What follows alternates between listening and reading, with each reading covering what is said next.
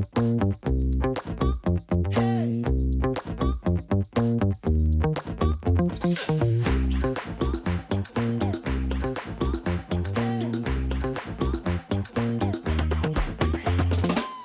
and gentlemen, welcome to another episode of Golf and Politics, joined this evening with my good friend Rob Ellsworth. We are recapping the first annual Golf and Politics Cup that took place in August at Grable Club in Maxwell, Nebraska. Rob, I first want to just thank you, man. Thank you for buying into this event, going out and recruiting a great team. I know we had a lot of fun. We're going to get into a lot of that. But it was a lot of work for you and I and for everybody involved. And I know it was a lot of challenges you were facing at work. And then you have your own big corporate outing that comes up in October. And so thanks for participating in this. I think it was a great success. I think it was too. And you put a lot of work into this, and the team at Grable did a great job. The accommodations, the food, the course. I thought everything was first rate. My guys had a blast. I know yours did too. And so I think overall, the first G&P Cup was a huge success, and something that we need to do again and again in the future. And I think my guys are already excited and want to do it again. We want to give a huge thank you to Keegan Barayan, Tim Cameron, and the entire team at FlexPoint Media. As the platinum sponsor of our first ever Golf and Politics Cup, FlexPoint didn't just help out, they made it possible. This event simply would not have happened without their support. I've known and worked with Keegan for years, and I can tell you FlexPoint is the real deal. They're honest, smart, hardworking, and they sweat every detail. FlexPoint has built an omni-channel media buying firm that blends traditional and digital advertising seamlessly. They've helped Republicans win in 49 states. Keegan and I go way back on the golf course. We're even members at the same club. He's tough to criticize, but as a Democrat, my best contribution to FlexPoint's success is to badmouth him. The moment I do, Republicans will be sprinting to sign with him. That's the ultimate endorsement.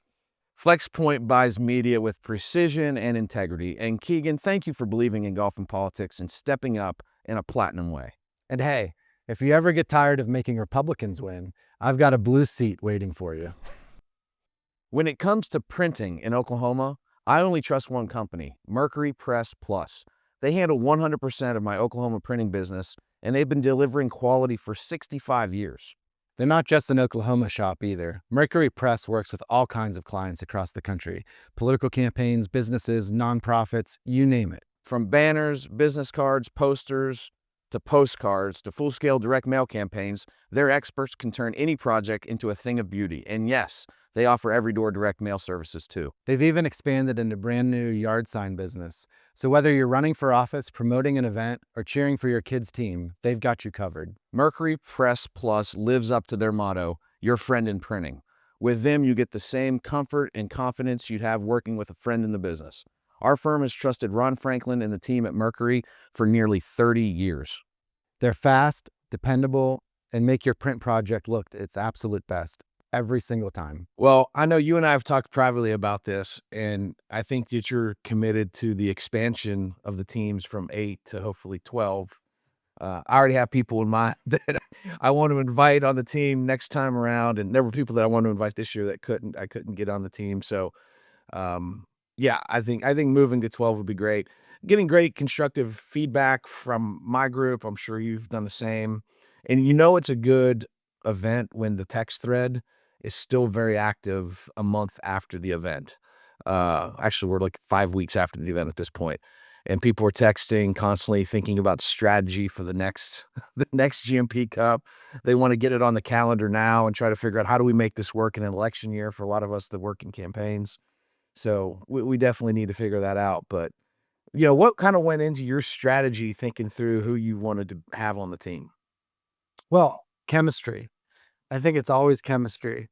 And people that can play to their handicap, whether it's plus or, 8. So for me, it's more about, a lot of my guys, unlike with your team, a lot of you guys have worked together, have been friends for a long time. Everyone on my team, I've been friends with, I'm close with, but the relationship is more me with each of them. And so a lot of them didn't know each other. And so once I had them on the team, I created a text thread and we started talking golf. We started talking politics. We started, just firing that up. And so for me as a captain, it was really important to try to create, camaraderie, um, get them pumped up about it, get them to want to win points for themselves, but also for the team. And everything I did leading up to getting to Nebraska was, getting them excited and fired up. So like getting them on sand hills the day before for a practice rounds. Um, I took the captain Jacqueline from the European team in the 80s when he got the captaincy. He was like, "Look, I want to make sure everything we wear, how we travel, what our accommodations, are every bit as good as the Americans." And so even down to the gifts and the swag, I really wanted to put in some extra effort to make them feel like, "Hey, I'm all bought in. I'm fired up. I want you to be fired up." And it really did work. And our text thread is still going strong daily with jokes and with, even talking football today. So that's great. And several of the guys have even hung out independently when they've been in each other's towns and sent selfies to the group. And that's something that Great. is tough to manufacture. Yeah. No, I know we actually are already talking. We have a round coming up at Southern Hills with 2 guys that were on the team and a third guy who we're calling it his tryout for the team next year to see if he's gonna be a good fit to have, and he's somebody we're obviously going to invite to be a part of the team, but, we're already couching that this event that we're doing at Southern Hills, we're not just getting together to play Southern Hills, we're preparing for next year's GMP Cup. But I felt the same way, and I thought the chemistry was great, and it was interesting to me, and I think this worked out really well, that our teams we didn't, like, hang out in the evenings necessarily with you guys. But we had opportunities to do so at different times, and it went really well. We had a dinner together, which I'm sure we're showing that on the screen here. We can show how it's set up, a nice long table, 8 Republicans on one side, 8 Democrats on another, and I thought everyone got along great when we all hung out together. A little bit on Saturday night with some of the team, and then obviously, we all hung out Monday waiting to play because there was such a long rain delay. But I thought it was great that we hung out at times, but then we separated away and had our own little get togethers where there was a little bit of competitive juices flowing. Like, I want to beat these guys, you know? We're not going to hang out with them the night before. We're gonna get together in our own suites or our own cottages and chat. And I thought that was appropriate and good. There was a friendliness, but yet a rivalry that each team really wanted to win that cup. That's what they do in their actual Ryder Cup. I Uh-huh. mean, they go to the formal events together, but at night, they have their separate accommodations and the teams it's time for the teams to gel and bond and hang out. I mean, we played a lot of beer pong, had the music blaring, smoked some cigars, and it wasn't really much strategy talk as much as it was just having a good time and enjoying each other. And so I think that's the right way to do it. I mean, I Right. thought the interactions between our teams when we did have interactions were very civil. I mean, I think what is noticeable, like you do sort of see a natural cultural divide just between our two sets of friends and our two sets of teams. Like, I mean, my guys like listen to rap and um, maybe a touch younger overall. Um, Well, I mean, you got different. you had 2 guys that were under the age of 24. I had No, 2 I didn't. guys didn't No, Jake I Mar wait, how old was Jake Marvin? Jake's 26 Oh, he's and 26, okay. And then Stillman was 23, 24. 24. He's in law Okay. school. And, look, my, I had my, 0 guys in their 20s on my team. That was the part of well, the that's because cultural divide probably. that's because Captain Ellsworth is capable of having friends of different ages and geographies and backgrounds, Matt. So Yeah. we we we do not. Your guys were complaining about my younger players. I thought you were trying to recruit the young vote to the Republican Party. We welcome the younger generations to the blue wave. We do too. I mean, we welcome the younger talent for sure. I honestly, it never kind of crossed my mind when I was putting my team together about what their ages were. And then we get out there to Grable and I realize we legitimately had one guy in their 30s. Jefferson Thomas was by far our youngest guy on our team. Nobody else. We had two guys in their 50s, and the rest of us were in our 40s. So it was definitely a little different age brackets for the teams. I expect you to show up next year with teenagers. I don't know if that's going to be the case. Especially when I start thinking about the people that I've already made some invites to for next year that'll be coming. And so, yeah, I look forward to kind of planning that out. I have to huge shout out to the Dorming Network. They are very easy to deal with. And I would love to keep it in one of the other Dormy properties potentially. And they just make everything easy. And I'm hearing this more and more from now, especially being a member of the Dormy Network. I'm just hearing it's like now that I'm a member of it, I hear more people that have gone and are just blown away with how great the service is. You show up and they just take care of everything so that we were able to focus on having a great time.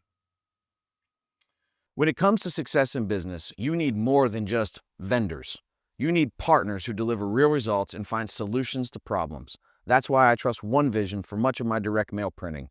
They provide me with industry-leading expertise and efficiency. And if you're a Democrat, don't worry. Printing presses are completely nonpartisan. One Vision serves every one of their clients, regardless of political persuasion, with the same high level of care and precision. They're client-centric, adaptable, and forward-thinking, always pursuing growth and new ideas. They've built their reputation on integrity and open communication and delivering exactly what they promise. And they move with a sense of urgency. Whether you're sending mail across town or across the country, they make sure your message gets there on time and on point. From political campaigns to corporate communications, One Vision is passionate and determined to help you connect with your audience and get results. They don't just get the job done, they get it done right, every time. When you need legal representation that's smart, efficient, and effective, turn to Christensen Law Group. Based in Oklahoma City, they've built their reputation serving everyone from small businesses to major financial institutions, right here and abroad. They're licensed in 5 states and represent large clients across the country and around the world. Other law firms even call on them to handle major transactions or take on complex litigation. And we've got to mention one of their attorneys, our friend Anthony Moore, a nationally recognized sharp legal mind who's also a fierce competitor on the golf course. Whether it's business law, finance, real estate, oil and gas, or high-stakes litigation, Christensen Law Group delivers the professional quality service you can trust. They're a winning partner on and off the course. When it comes to winning campaigns, there's nothing more important than reliable polling and solid data. I've worked with Signal for 5 election cycles, and let me tell you, their polling is accurate and their data modeling consistently drives impactful results. Now, I'm a bit cynical about polls because, well, polls sometimes miss the mark, but Signal's results speak for themselves.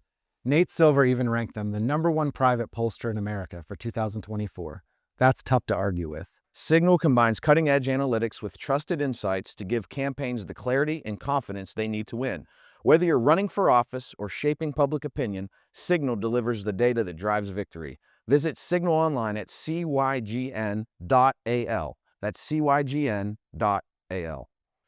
Well, let's talk first then. We had a practice round, which was a lot of fun. We both filmed 9 holes, 9 questions, which I thought both of those episodes turned out well. I thought your episode with Jamie Gillespie was one of the best 9 holes, 9 questions we put out as a podcast. So great job on that.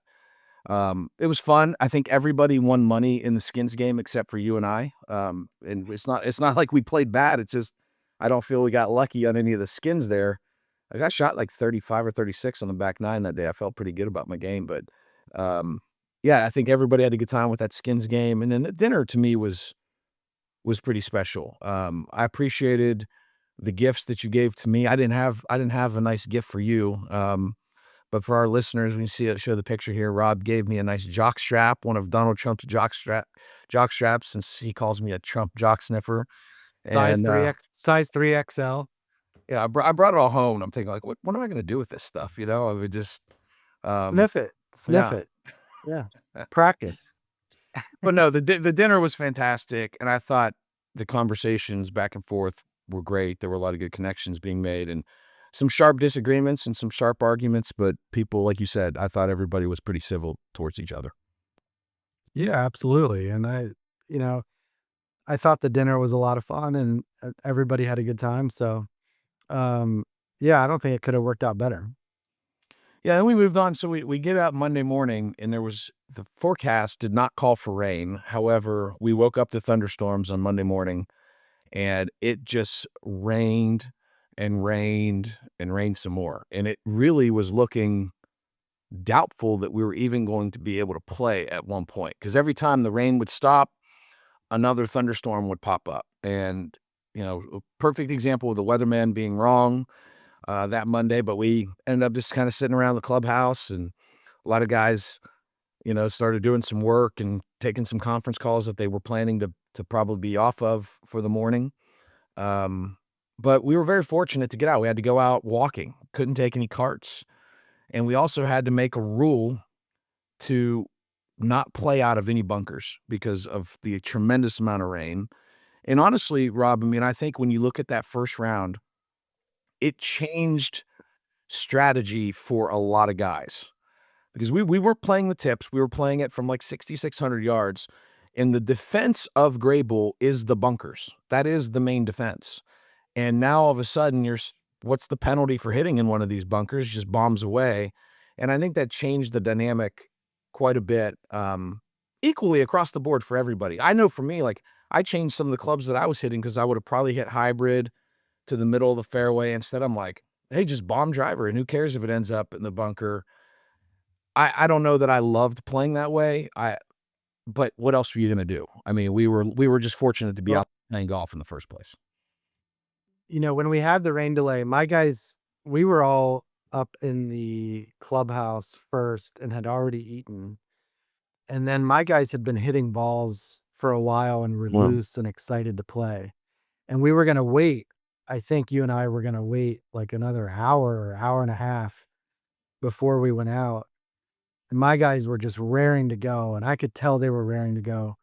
And your guys were just kind of getting to the range and just kind of slowly loosening mhm. up. And that's when I saw the first opening. I was like, let's do that. I looked at Nick and I was like, let's go now. Let's tell him, let's go now. And so when I went to you and Casey and said, let's go now, you were kind of hesitant. And then I was like, no, we should get it in. Let's get it in. Let's get it in. And I think your guys, some of them might have been a little caught off guard that we were going straight to the tee. And I think I really wanted us to get off to a strong start.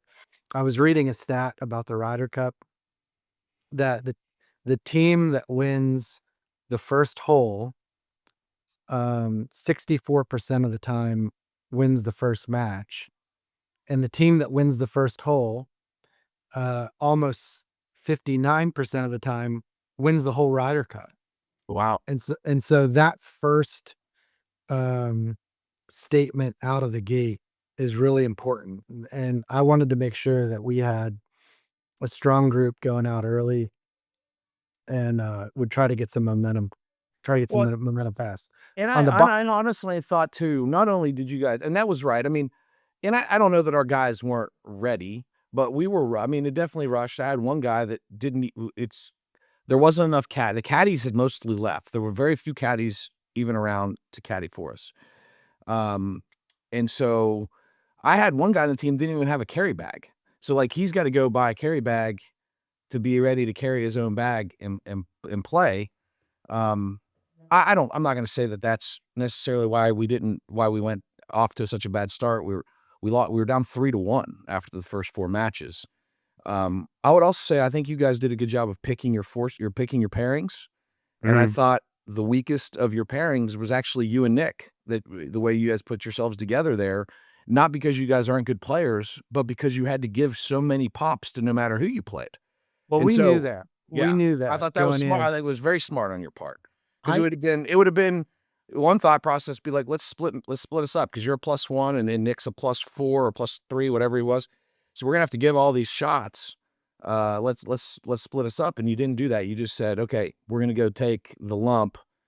And honestly, the only way that you guys were going to beat Jefferson and I is if Jefferson and I both shot 85 plus. Like we would have had to go out and play really bad. Or if we shot 66 and 69. Yeah. But Right. here's the thinking behind that is we were playing to go 3-1 in the first session. That was the goal, 3-1, not 2-2.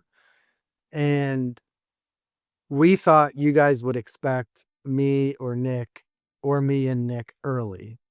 And our thought was, let's put we're a deficit being plus handicaps, or I think at the time I was playing scratch or well, I don't know. But if we put us together last, it would hands down give a better chance for our first 3 matches.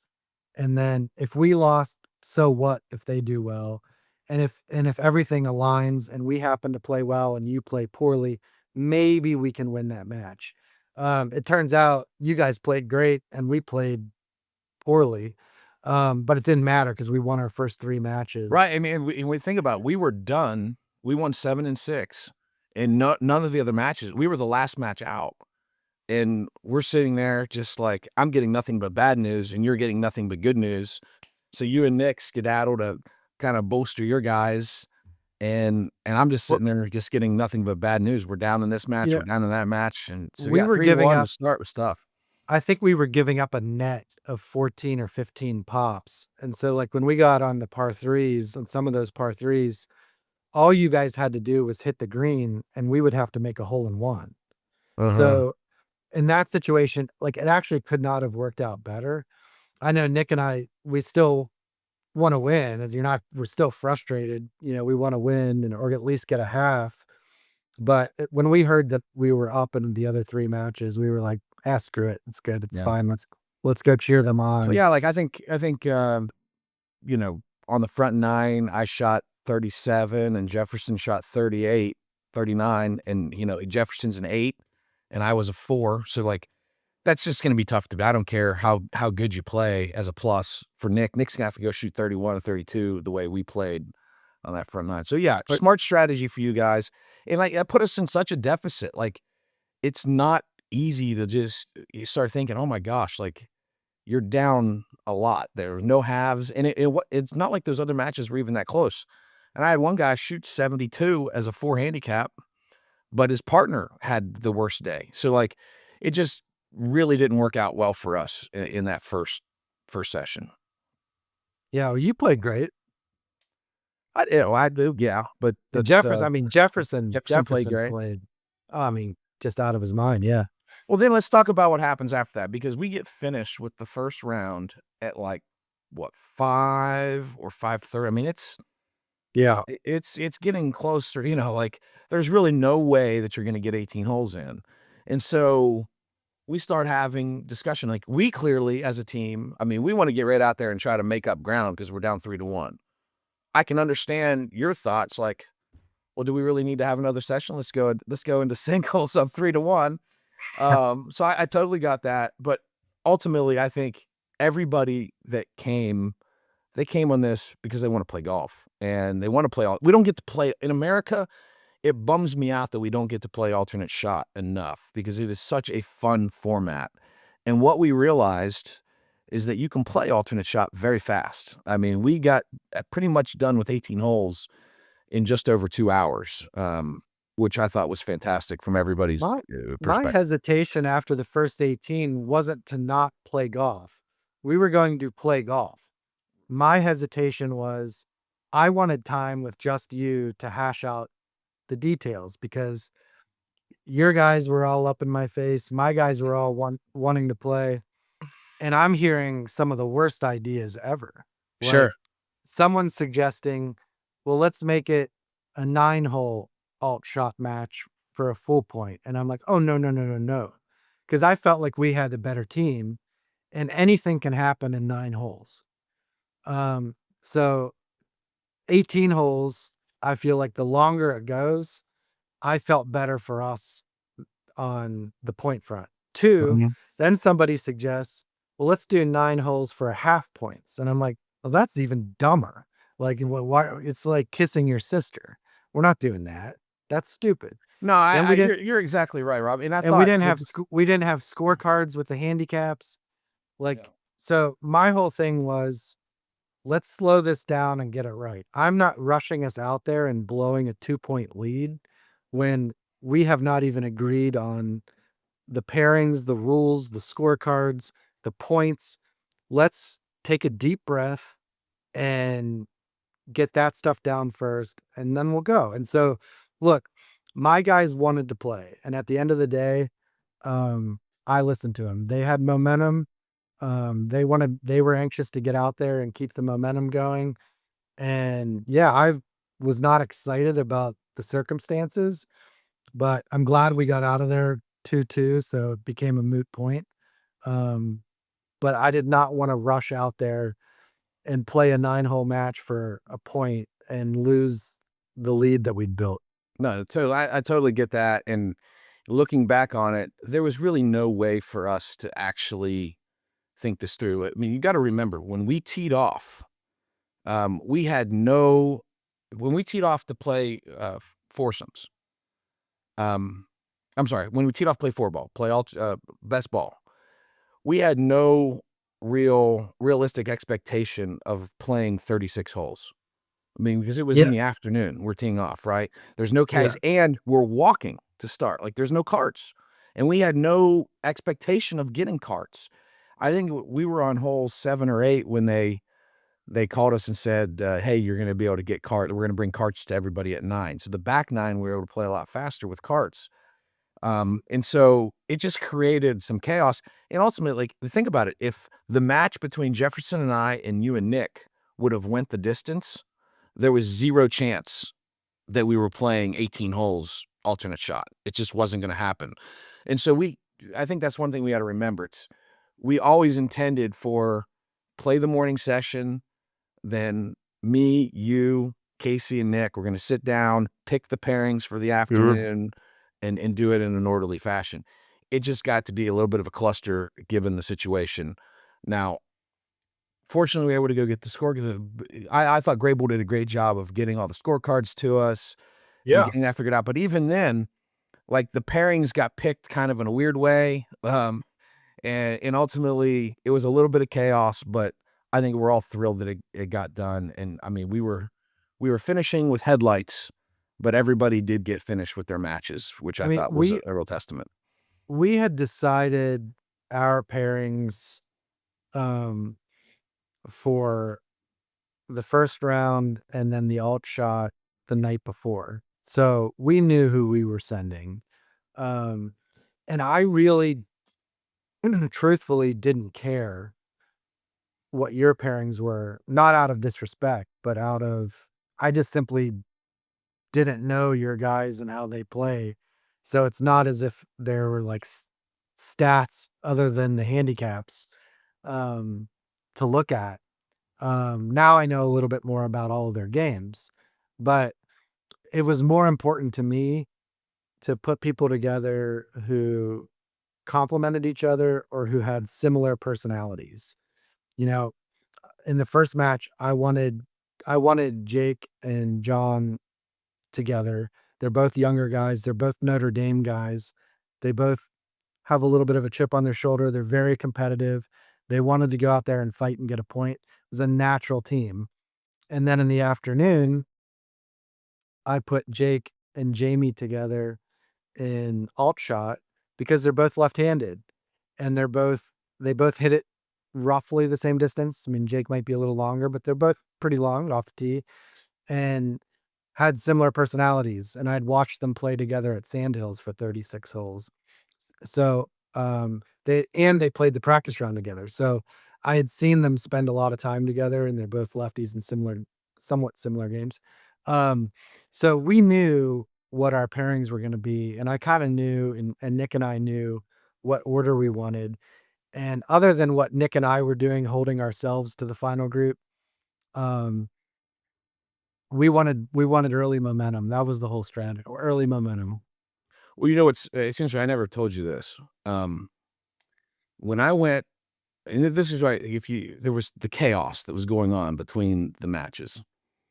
Um, something you brought up was like, "Hey, we gotta have the scorecards." I said, "Well, I can go get we can go get the scorecards right now."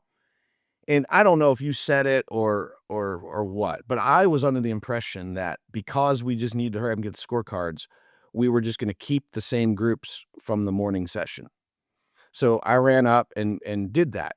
Well, when I come back down, I realized that Casey and you had negotiated something else and it was kind of chaotic. And I'm like, because like I never would have put Jefferson and I together for alt shot. We're a great team for best ball. We're not a great team when it comes to alt shot because both of us have the same kind of problem that we can miss big at any time. So I wanted to kind of pair Jefferson with somebody who's a little more steady at hitting fairways, and same with me. But like you said, it all worked out 2-2. Everybody had a good time.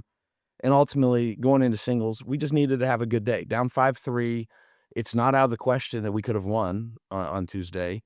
But I think a lot of it was going to be determined upon how I did in my Parker improvement match against Rob Ellsworth. I mean, Yeah. this is, I can't remember exactly when I was in DC. It must have been April.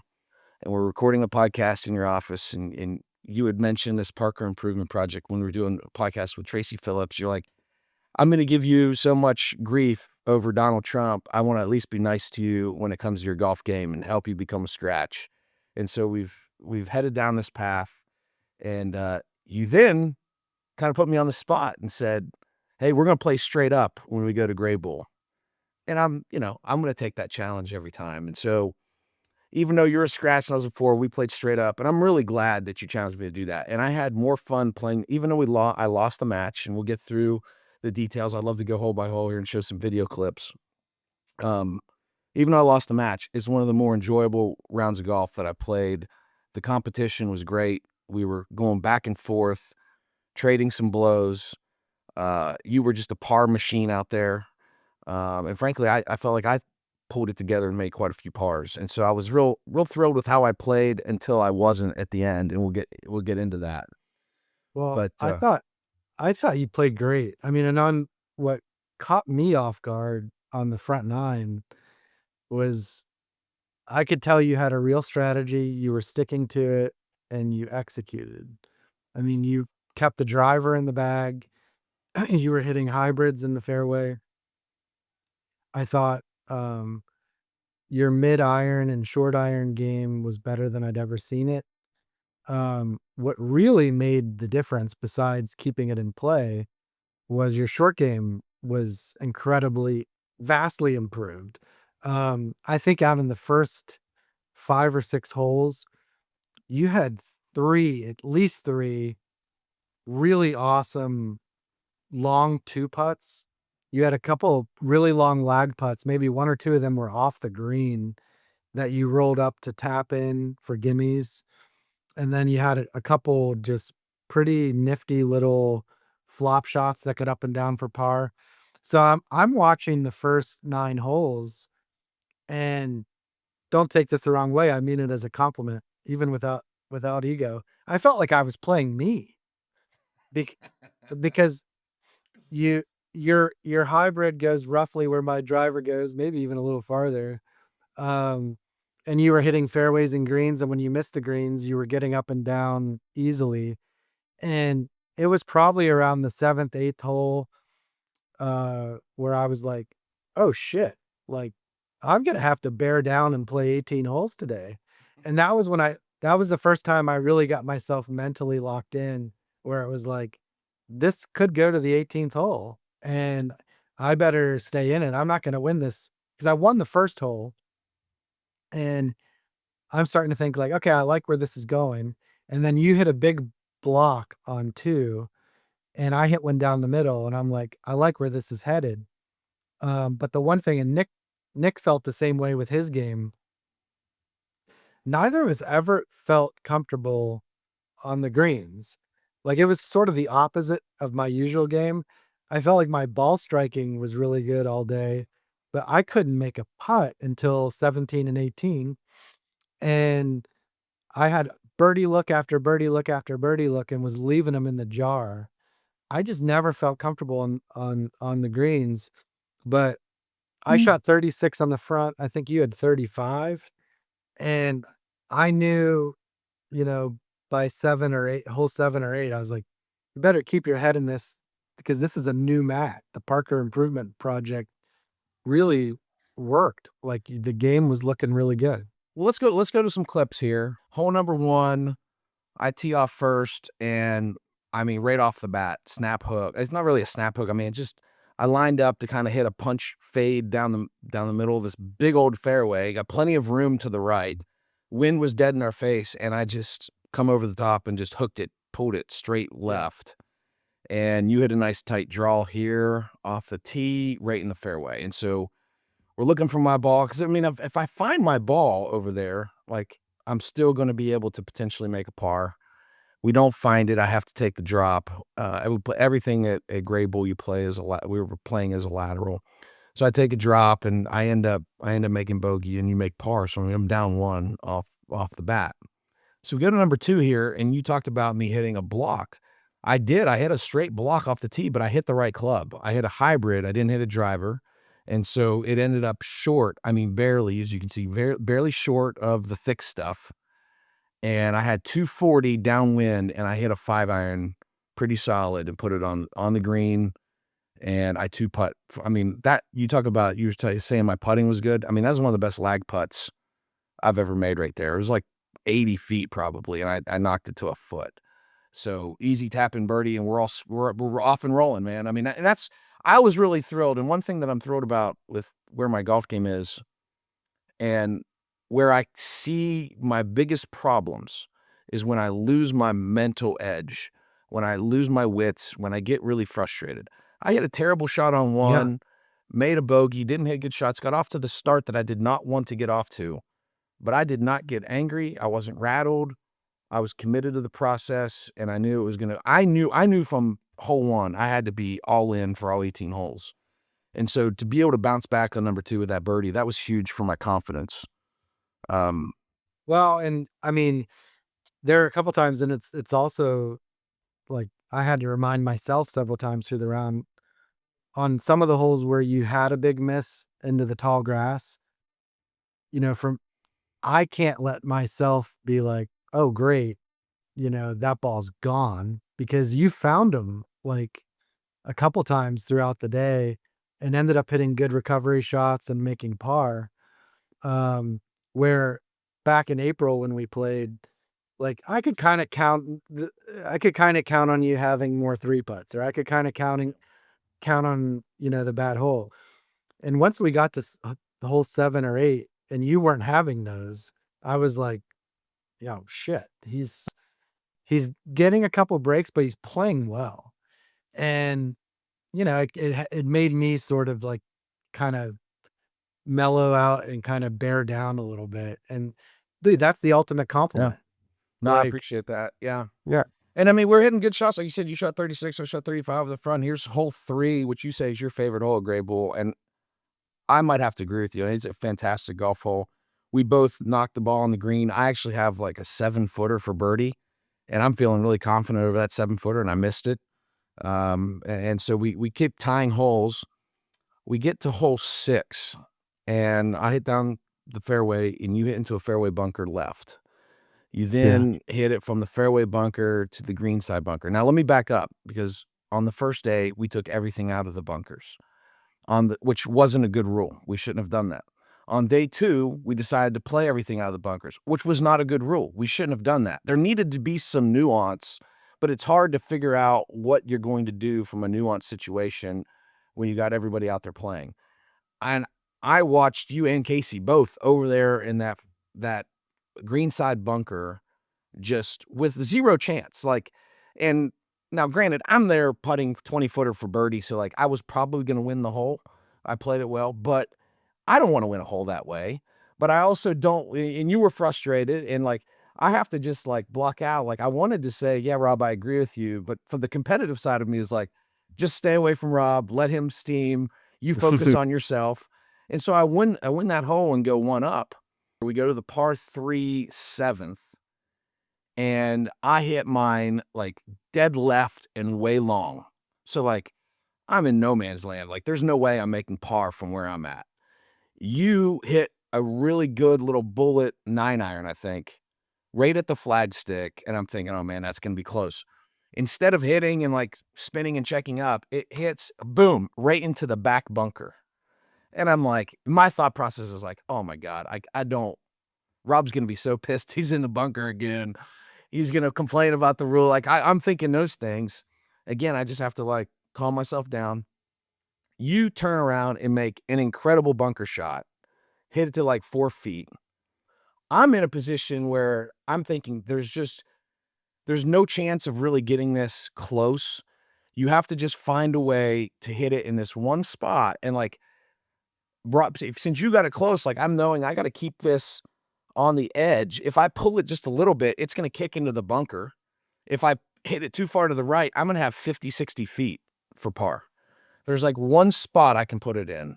And it was one of the better chips I've ever made. And we see the video here. I knocked it to like 4.5, 5 feet and rattled the putt in. So we remain all square. And I thought that was a really good point in the match where both of us could have made a bogey or worse, and we both made great up and downs. And I felt like that's the moment where I felt like, oh Well, man, this is fun. We're both playing good golf. This is a good match. that's the moment where I thought this is different. Like this is not my usual experience. Well, on 5, the bunker shot in question, I hit a good approach shot and it was just short of the green, but a really close little flip bunker shot that is my favorite shot to hit. And I'll get that up 9 times out of 10 because it's all the way on the, right next to the green. And the sand was like a hard clay. And so the nearest point of relief was probably 25, 30 yards behind it where Casey and I had to drop. Now Right. it's on like a downhill lie. Now instead of a little flip bunker shot, it's a long bunker shot, but off of a really hard clayish sand that is just a guess. I mean, you're guessing. Yeah. Yeah. No, So I it was lose. frustrating to watch for you and Casey. Like I totally So after will 5 the and bet. after your amazing 2-putt on 6, and I had a good and I hit that good bunker shot to get up and down. I'm thinking I should be like 1 up right now, and and this thing's tight, and I'm like, I was a little peeved with the rule. I thought that like the bunkers were so washed out that even though it's not ideal, that we are really punishing people by hitting out of it. Now, the important thing is that each match agrees to their rules. So we all agreed to their rule. It bit me on that one, but so be it. Yeah, no, well, you're right. So yeah, let's move ahead here to hole 8. This is another moment in the match. This was a big moment for me where I almost kind of lost my cool. Um, you can look at your tee shot. It's decent here, right down the middle.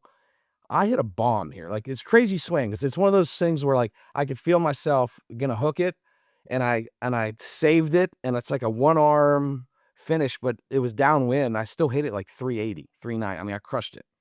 And so I'm hitting a little sand wedge into this par 5, and you're hitting I it's had 6 iron. downwind 6 iron. Yeah. You knocked the 6 iron to like 25 feet. I mean, it was an Yeah. amazing shot from over 200 yards. You knock it to inside of 25 feet, and I hit a pretty pedestrian sand wedge from 80 yards or whatever. And you were closer putting for birdie than I was, and you make an easy 2-putt. Putting for eagle. Yeah, putting for eagle. Sorry, yeah. So you make an Yeah. easy 2-putt birdie, putting for eagle. I'm putting for eagle as well, and I make just an atrocious first putt. I mean, I probably had 30 feet and I maybe hit it halfway there. It was one of these just terrible putts. And so I've got a 1-up lead in this match. We're on hole 8, and I'm now got a 15-footer. I'm going to 3-putt this par 5 after a 380-yard tee shot, and I made the 15-footer. That was huge for my confidence. I mean, I needed that Yeah. putt big time. So we then tie number 9. So I'm going in 1 up. We tie 10. We go to 11. We look at this clip here on hole 11. I mean, I am way over left.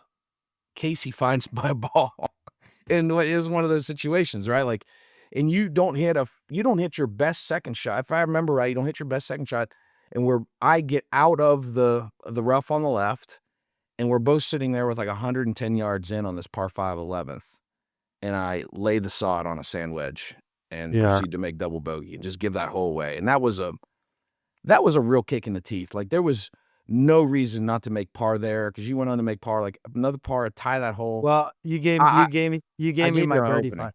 You gave I me my gave you a birdie break, putt. yeah. So, I mean, that was Well, just very frustrating for me to just do that because it's not a hard shot. Like, it'd be different if you're in a really tough situation.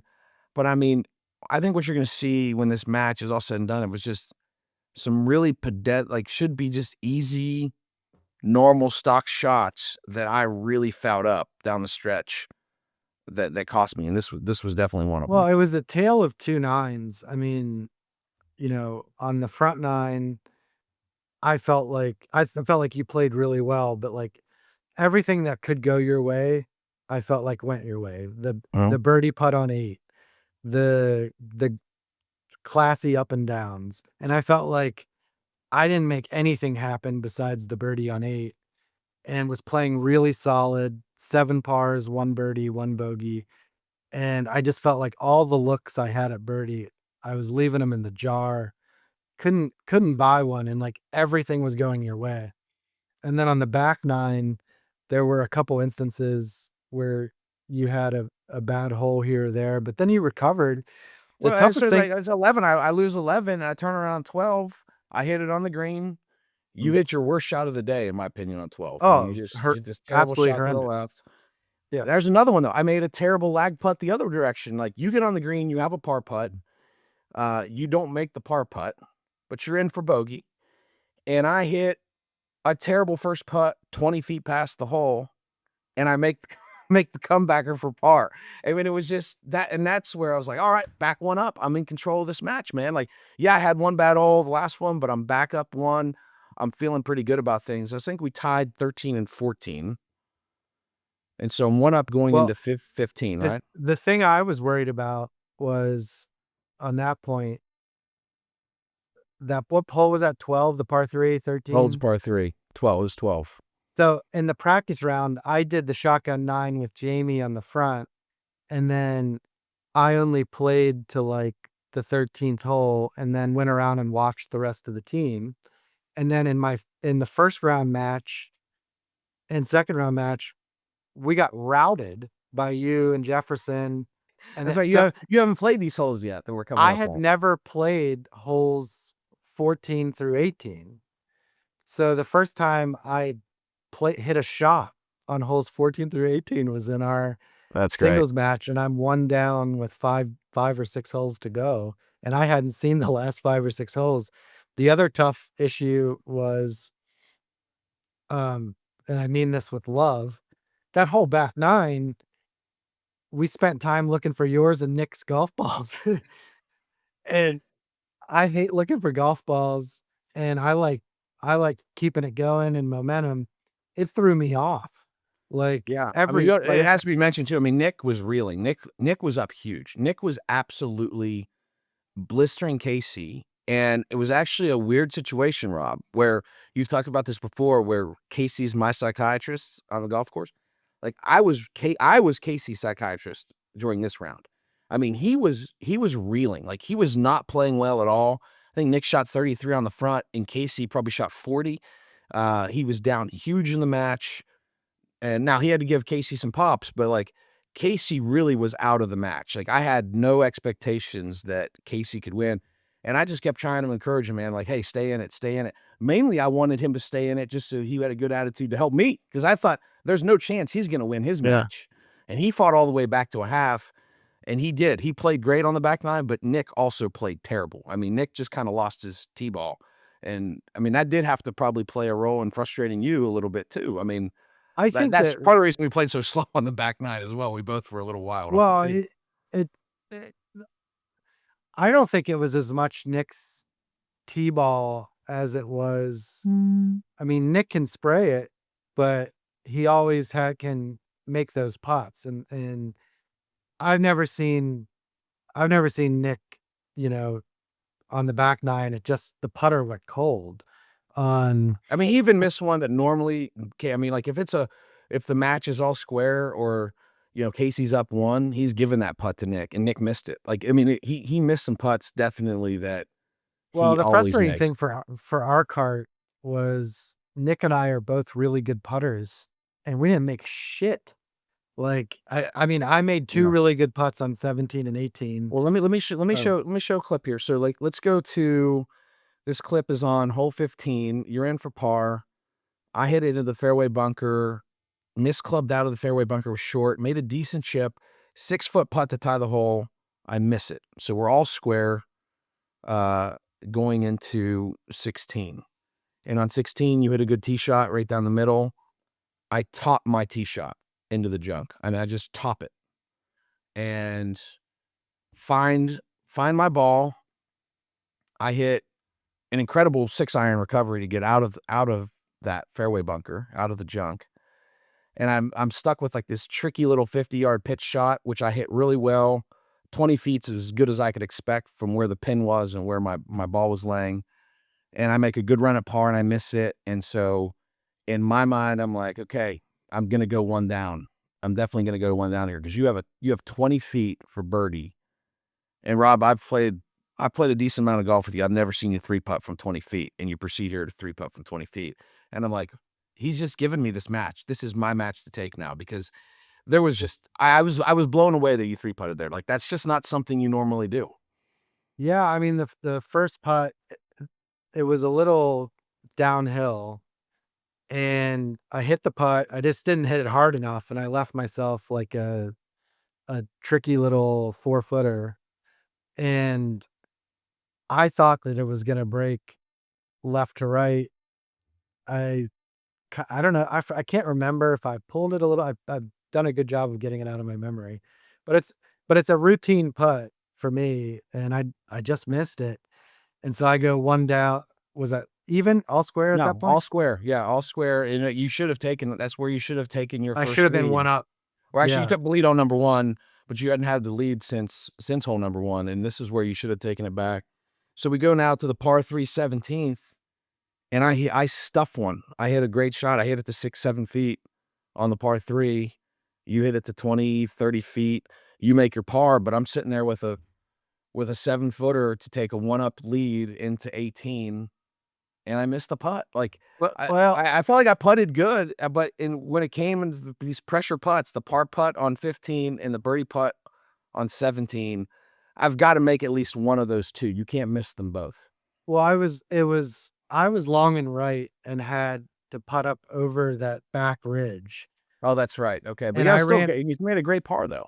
I ran it by about 7 or 8 feet, and I was not gonna miss that par putt. I knew that was the match if I missed it, Uh-huh. and I bared down and made that putt, and then you missed, and we got to 18 T, and I was like, "Okay, now I feel like I handed you one on 16, you probably handed me one on 18, on 17, fair game, let's go to 18 and get this done."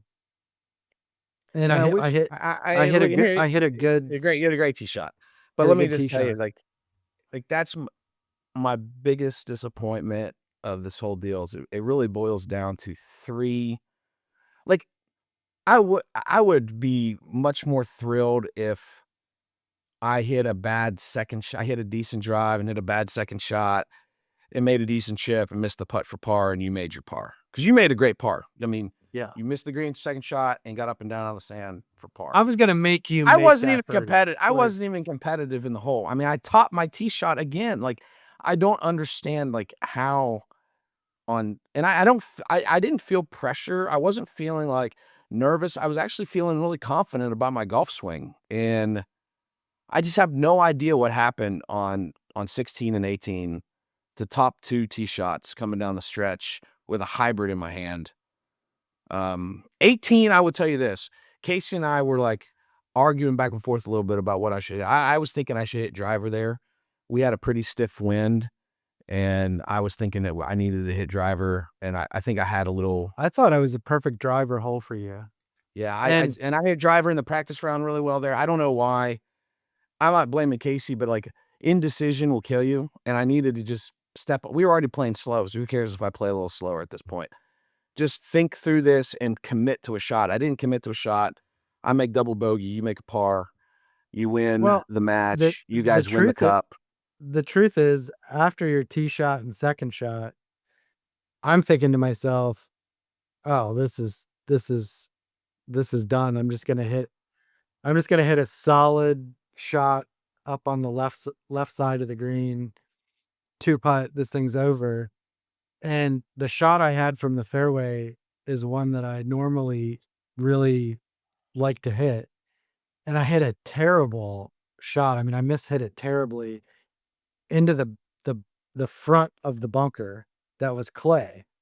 And so I'm starting to do the math of where you are, and I'm thinking to myself, like, this isn't over yet because I have no idea how this thing's gonna come out.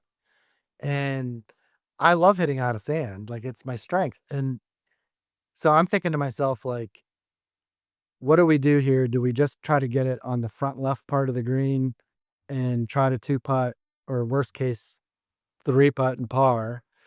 Or sorry, yeah, Three two putt putt for bogey. bogey, two Yeah. putt for You're bogey. talking about for bogey, yeah.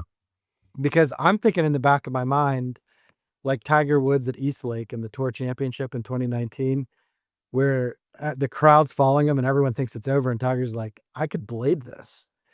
And I'm like, "I could blade this into the face of the bunker." I and I usually don't have negative thoughts, and I finally was just like, "Shut the fuck up." And I hit a perfect bunker shot to 10 feet and made the putt. And the putt at that point didn't matter. The bunker shot Right. mattered. But I'm 'Cause telling you what, I had like a 40-footer for bogey, and, like, I'm sitting there, and I know you're in the bunker or you're out of the bunker, but I'm thinking, like, you know, I make this putt from 50 feet, 40, 50 feet, whatever it was. Like, that'll put a little pressure, and maybe I can escape with a half here after how bad I played the hole, and I made a good run at it, well, and just how just things were wasn't going, a break. like you had made so many saves throughout the day, and I hadn't made shit. And so, like that bunker shot, I'm telling you what, if you went down and saw that lie, and it was probably a 40-yard bunker shot. And that thing, I'm like, if you went down there and saw that, that's one that anybody could leave in the bunker or blade it into Uh-huh. the face. My biggest fear was blading it into the face, and then Yeah. all bets are off. And I hit my shot of the day on that, and it worked. Well, here, we finish up, and there you are on the green. Rob, you were really kind to me. You said, "You're a scratch golfer." You said, Don't quit thinking you're not. You're a scratch golfer," is what you told me, and that meant a lot. And I am getting close. My handicap's down to 2.7, and I'm not really necessarily thinking about the numbers as much as I'm really starting to compete out there. And I know what I have to fix. It's just the big mistakes that still creep up where I'm cruising along, making a lot of pars and birdies, and then there's double bogeys creep in and just kill my scores. But it's getting better. The mistakes are getting less and less. It's a process. It's the hardest damn game in the world, but it's The biggest improvement was exactly what you have to do to be a scratch. It was from the green back. Your putting, wedges, and mid irons were all dramatically improved from April. well, I do this like, and it's the August 11th. I would have been a member at Southern Hills for only 2.5 weeks at that point. I'm telling you, joining Southern Hills has made a dramatic impact in my golf game in the sense of because I'm so close, it's so easy for me now to stop over there for an hour in our practice facilities, best in the state, and I'm able to get like really good practice in a lot more. Like, even though my other club was only 15 minutes away and we had good practice facilities, I just found myself like, okay, by the time I drive 15 minutes there, I'm only going to be able to practice for 45 minutes and then 15 minutes back.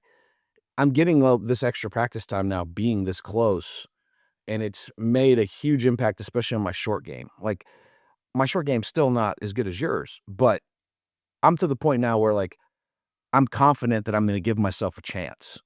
And then I'm starting to really think through multiple ways to hit chip shots and pitch shots. I'm getting a lot more comfortable with flop shots because I'm practicing them. And it's amazing if you go take a shag bag and practice for 45 minutes a couple times a week, how much more confidence you can get quickly.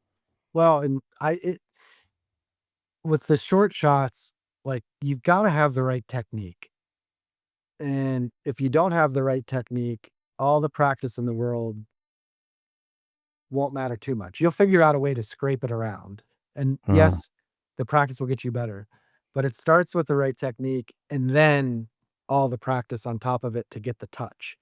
Because you only can repeat something if you repeat. If you do it over and over and over and over again, will it be there when it matters? And that's partially technique, and it's partially doing it enough to get the touch. I mean, my short game was a little bit off at Grable. Um, you actually inspired me to do my own Ellsworth improvement project.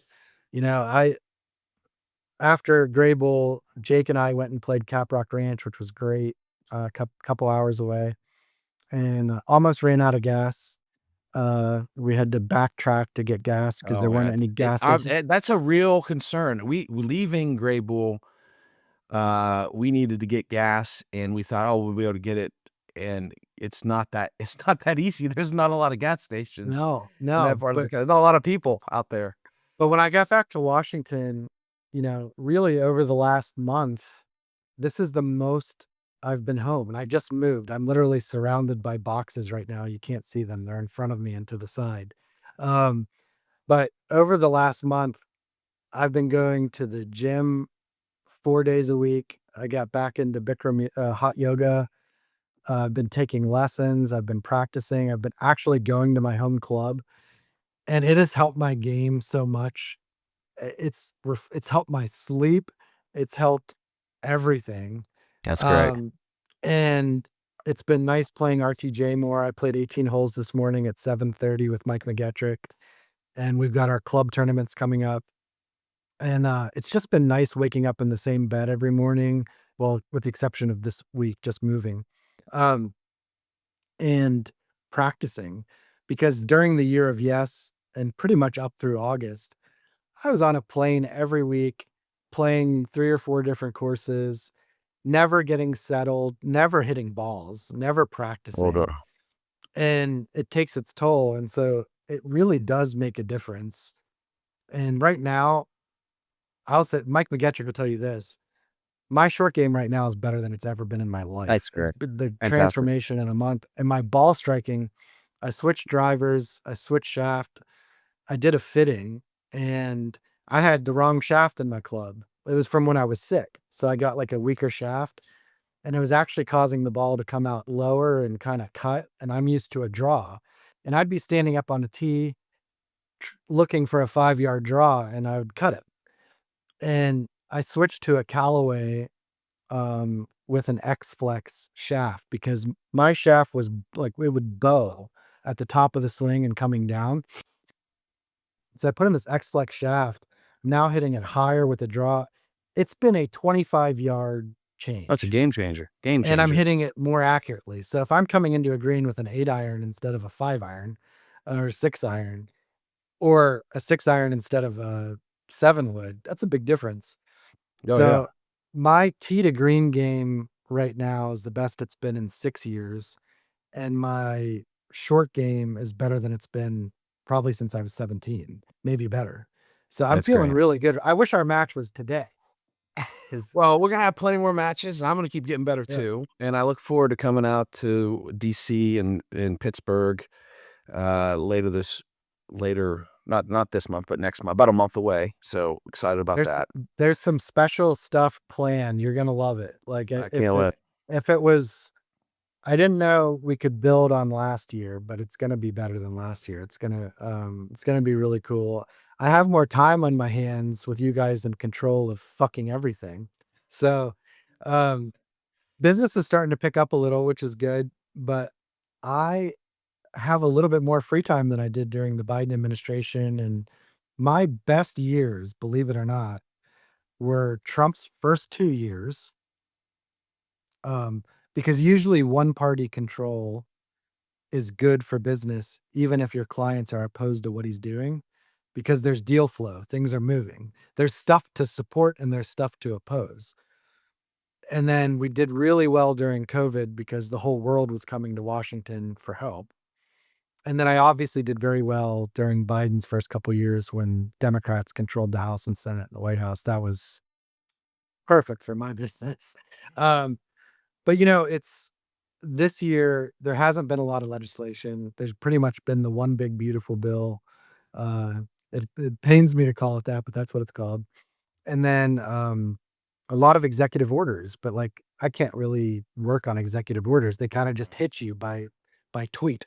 Um, but it's allowed me to practice a little bit more. And August recess, in DC is like it's dead. Like Congress is out of session, Right. everyone's on vacation. And so I really used the last month to focus on working out, practicing, and it's just been really enjoyable. It makes me want to kind of stay here more. Yeah, well, that sounds great. Sounds like the Ellsworth Improvement Project's off to a great start, and I look forward to seeing you in action here as soon as possible. I want to just go ahead and close out our episode here by playing the video of the cup presentation. And I have to say, like, it was a lot of fun, but it sucks losing. Like, we are fired up to come after you guys next year. I look forward to start planning it now. I mean, there's a little more logistical challenges I have to think through because it's an election year. But I'm sure we can come to an agreement of the right time of year to do it and the right location. And I know my team's excited for the next go at this. Well, I know our episode today focused 95% on us, and our match was great. And I think it appropriately went to the 18th hole. Like, I'm glad our match, after a year of buildup, went to the 18th hole. We both played well. You played great. Um, and I think that's a positive, but I would be remiss if I did not point out and give a shout out to my guys. Um, Jake Marvin got 3 points. Mm-hmm. Ryan Sawyer's got 3 points. Patrick Boylan, played great. He took some Got 3 lessons. points too. 3 points. He took some lessons leading up to it from Mike McGettrick. And, for having, He took a point against me and all shot. he's got, he's got two really young kids, married, owns his own business. I mean, like a baby and a 4-year-old. Yeah. And doesn't really play a lot of golf, but took some lessons leading up to it. Fellow Big shout out Dormy to him. Network member. And then, you've got Billy. Billy just brings the vibes and his dance moves. I'm not always there when you call, but I'm always on time. Gotta ask it, I did them all now. How about the caskets? They should arrest you or whoever dressed you. And he played great. And Nick, of course, Nick and I have been playing golf together since we were 12 years old and 10 years old. And so it was he's a great vice captain, and we had a great time playing. I know neither of us are thrilled with how we played personally, but we are thrilled. We're keeping our undefeated streak alive because technically we won the cup, and that was our job. Our job was to win the cup. So we're thrilled with how it turned out and had a great time with you and your guys. So look forward to doing it again. Yeah, and I'm thrilled with every one of my guys. It was a good team. Everybody got along really well. And what's great is that we have people that are pining to get on the team for the next go round. And I think we got every slot just about filled. I'm looking for one more player in particular. I'm gonna keep that under my hat and keep my eyes and ears open for who that might be. I had 3 or 4 guys this year who wanted to do it, but had other plans. And now that they've seen my social media posts, golf and politics social media posts, they're like, oh, I'm definitely in next year. We definitely got to do this. So the proof of concept is there. It's there. And frankly, I'm kind of glad because when I first put my team together, I was feeling like I was excited about it, but it was a little bit of a hodgepodge. And, getting people to come to Nebraska in August and for an event it's the first event. They were taking a leap of faith in me, probably more than anything. But for next year, like, I feel like they're all pumped up, and now I've got people like pinging me, where the hell's my invite? Yeah. Why wasn't I included? Yeah. I think before we hit the footage of the blue wave lifting the cup, and hey, we've had a rough year as Democrats, so we've got to take any win we can get. I think you and I should give our brief opinion on the Ryder Cup coming up Yeah. this weekend. So I want to hear your take, and I'll give you mine. I'm really nervous about it for the Americans. I just don't think that our team is as good top to bottom. I think that we have, Scotty Scheffler is clear number one in the world. I think Bryson DeChambeau is a clear top 5 player in the world. But you look at the Europeans, Rory McIlroy's clearly a top 5 player in the world. John Rahm is clearly a top 5 player in the world. I just think top to bottom, the Europeans have no weaknesses. Now I'm not saying that our team's weak by any stretch, but this team for the Europeans is the same exact team that absolutely whooped the Americans 2 years ago, except for Højgaard's twin brother. Just flipped. I can't remember. Is it Nikolai that's on this team, or was he on the last one? But they just switched the twin brothers out. But other than that, I mean, it's the same exact team. And I think I can't believe that the betting markets have the U.S. as the favorite. I don't see us as the favorite. If I was Keegan Bradley, I would be feeding our team that we're underdogs, all the time. I just don't see us being the favorites in any stretch. Scotty Scheffler's the best player in the world, and he also was part of the worst beating I've ever seen in a Ryder Cup 2 years ago. So I just think the Europeans are better when it comes to playing alternate shot. I look, the New York crowd has to play a big role. Momentum is going to be huge in this. If the United States is going to have any chance of winning, you're going to have the crowd incredibly fired up and into this, or else I think we're in trouble. I don't think there's a more raucous golf crowd on the planet than Long Island. I don't mean Hampton's Long Island. I mean Bethpage, Long Island. Like it's I've got a lot of friends there, and it's sort of, the folks there are great, and they kind of remind me of where we grew up. Like, it is a tough blue collar area, a lot of Irish and Italian immigrants, and they'll boo. I mean, they're going to get into it. They're going to drink a lot of beer, and they're going to get into it. And I think it'll work in the U.S. team's favor. Now, I did a little bit of research on this, mostly because I genuinely do not know half the guys on our team. Like, I know very little about the U.S. Open winner other than he made a putt on 18. But With a lab putter. Here's my take. I have played Bethpage Black a couple times. I don't like it. It is the anti-Ellsworth course. It's very long. Every hole is a forced carry. On your second shot, you've got to fly it all the way to the green, and it is a bomber's paradise. So it is a massive, massive advantage to hit the ball farther. And other than, we've got long players, but this is the first time I can remember where the European team collectively is longer. If you go down the line, besides Bryson, Scotty hits it a good ways. So, but you got more. Bryson and Rory are the same. They both hit it the same. I mean, they're both they both cruise at 190 to 195 ball speed. But we've got more guys on our team who, by tour standards, aren't super long. Like Colin Morikawa, for example, great iron player. If I were Keegan Bradley, I would cut the rough down. And here's why. When you have to fly it to pin locations from 190 yards, and I know 190 yards for them isn't the same as it is for me, but you don't want to be doing that at a long rough. You want Colin Morikawa hitting out of short grass. And so I think it would benefit the US team, because this is not the type of golf course that if you're out of position, like Grable, you can run it up onto the green and use contours.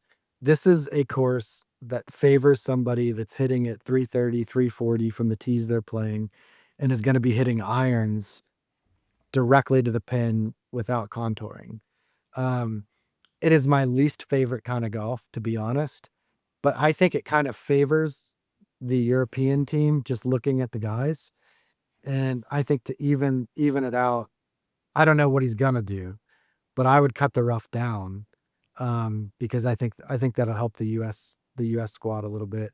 I think the teams generally are fairly evenly matched. And it's going to come down to momentum. Who wants it more? Who plays better together? Who gets the putts going early? And who feels like they're really, making something happen? But it'll be a lot of fun. I'm excited for Sunday. There is nothing better than the Ryder Cup. I'm the guy that was, I woke up at 2:00 in the morning Central Time here to watch the Ryder Cup in Italy live. And I woke up to watch us lose like 5, down 4-0 to start or whatever it was last time. So yeah, I'm excited about the Ryder Cup. I don't have a lot of confidence in the United States team, but I am obviously all in for Team USA and will be cheering. And I hope my low expectations cause me to be, very excited when we pull out a victory next Sunday. So I was just noticing your RTJ hat, which is awesome. And I was thinking, like, what hat do I have on? I have La Jolla Country Club, and I'm only bringing this up. It represents the worst moment of my entire golf year. The first hole is a drivable par 4, which is weird. And I'm on the second tee box, and a guy's teeing off on 1, yanks 1, doesn't yell 4. I'm in the air, drills me in the nuts. Oh man. Drills me. The only time I've been hit by a golf ball in the course of my life, right in the nutsack, drops me like a rock. I mean, right on the tee box, just drops me. My face is just drops. I had to ice my balls the rest of the first 9 holes. I finished the round. And now it's funny. At the time, I'm just like, can you imagine? Like, they don't yell 4, and then they come up to me. They drive up to me looking for their ball, and the member who hosted us looks at him and was like, you hit him in the balls, and they thought he was kidding. And I'm like doubled over in the fetal position, catching my breath. Like I didn't even have enough breath to cry.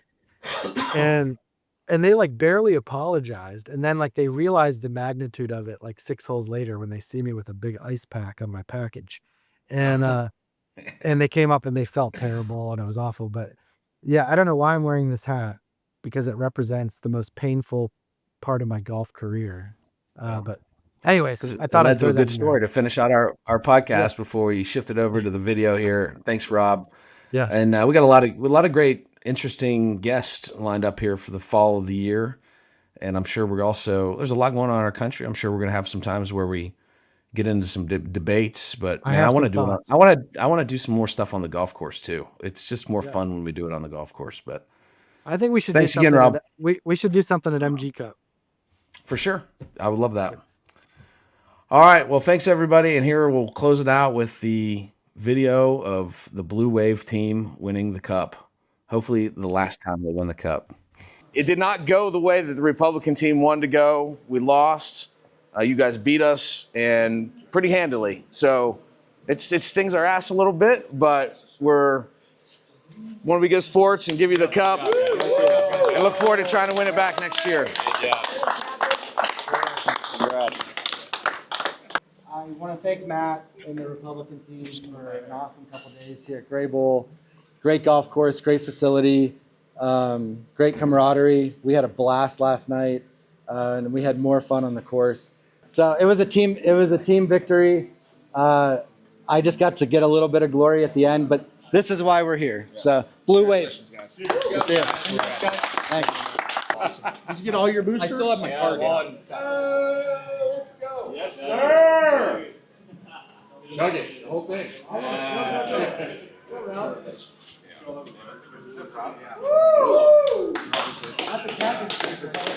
To give you some motivation for next year, I signed the ball. Oh, that's great. And you can use that as some motivation for your practice to kick my ass next year. It's good. Because it's coming. It's coming.